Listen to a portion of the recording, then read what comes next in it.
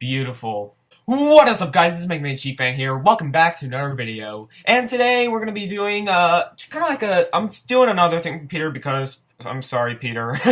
But anyway, I'm doing a triple review. I'm gonna be reviewing 3 books really quickly, just kind of like snappy reviews more than anything.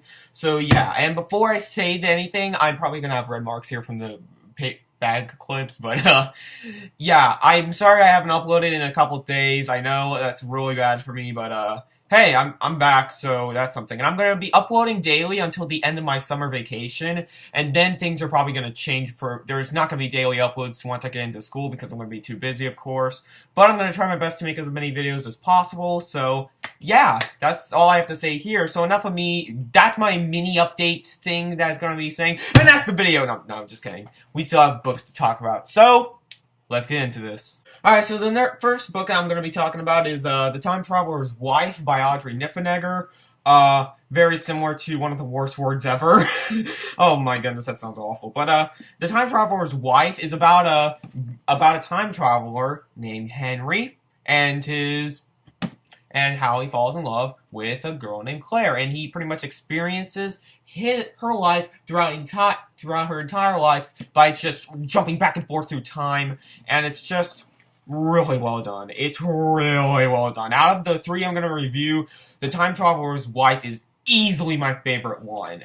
I love the writing in this book. I think it's very well written, and time travel stories are some of the hardest things you could ever write. In fact, it's probably the hardest type of story you can write besides like a epic fantasy story. But The Time Traveler's Wife, I bet there is some plot holes somewhere in this story, like the whole ending, which I'll talk about later, but The Time Traveler's Wife, it's just as well written as it could possibly be, and I can easily applaud that.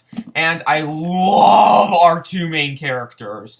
Henry and Claire have just such a genuine relationship that you really feel their connection, and it's just gorgeous. I love their relationship, and I love the romance in this book as well. And I'm not a sucker for romance. If the romance takes focus over something that should be the focus, then that's just no. And even though this has a time traveler twist to it, the main focus is the 2 main characters. So I can easily accept it being more focusing on the relationship between Henry and Claire, and that's how it exactly is. It's not too sappy, it's not too harsh either, it doesn't cram it down your throat.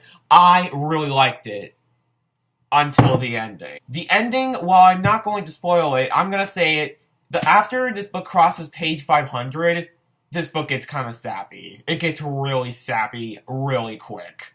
But at the same time, there's only like 40 pages after page 500, so yeah, I'm just really happy that I read this book. It's really good. If you want to check it out, it gets the highest recommendation for me. Not the highest, actually. If this doesn't sound exactly your thing, and also you don't like because this book does switch perspectives between Henry and Claire. If you don't like that, and you're kind of afraid of the sappy ending, which really wasn't that good in my opinion, then you could possibly skip on this book, but still, it's a really, really great book. I really enjoyed it, and I gave it a 4 out of 5 stars.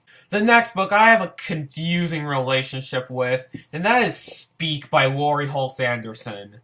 This is the most vicious book I have read in a long while. And here's the thing, it's pointlessly vicious. I knew this was going to be dark, but it didn't have to be this dark. Luckily, it was really short, so I read it in one sitting, so I could get over it real quickly. But I'm slowly starting to hate this book. Like, at first I thought it was a good story with good writing, but while the writing is still somewhat good, and the only reason why I don't give it a 1 out of 5 stars, the story really doesn't hold up to the absolutely, positively god-awful characters! I despised this character cast with a passion. They were way too vicious. The main character is so annoying. I think Melinda is so annoying. There could have been so many opportunities where she could have had help, but nope! She just wanted to be depressed. And I know That's really how depression really is like. People are trying to deny help. But this goes overboard on it. Like, seriously, it goes way way overboard. Great language, Graham. It goes way overboard, and it was awful. The character cast just killed this book, in my opinion. This could have been a good book, but it just got slaughtered by the characters. Even though the story is pretty decent and the writing is good. I do like the writing. I liked how the first-person perspective works, so we get to see why Melinda's so screwed up, but that doesn't fix her character. I just like to applaud that because because I don't hate this book, but I hate major aspects of it. And honestly, I don't know what else to say. I originally gave it a 3 out of 5 stars because of the good story and good writing. Then I bumped it down to a 2.5 out of 5 stars, and now I'm thinking I'm just giving it a flat 2. This book really isn't that good. So if this sounds exactly like your thing, it's something you would enjoy, I guess you can check it out. But if you're just indifferent with the premise, you can easily skip it. It's very vicious. It crams the themes down your throat, so it's not subtle at all. It has one of the worst character casts I've ever seen. Speak by Laurie Halse Anderson did something for me, but not in a positive light. And the final book I'm going to be talking about is a pretty large one, or at least it was large last year because the movie came out for this book last year, and that's Room by Emma Donoghue. I really enjoyed this book. Not as much as The Time Traveler's Wife, which I'll explain in a little bit, but Room was definitely a good book. I read this in about, 2 sittings, and both sittings I did in a couple hours, so I found out that I speed read. I do speed read, guys. I read this book in less than 2 hours. It was so great. But at the same time, the first half was great. I thought the first half was absolutely brilliant.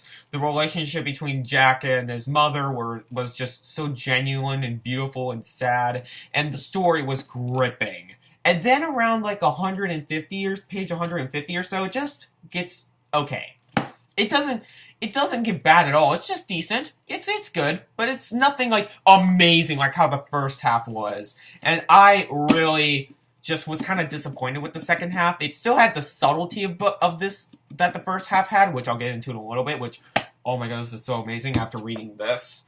But Room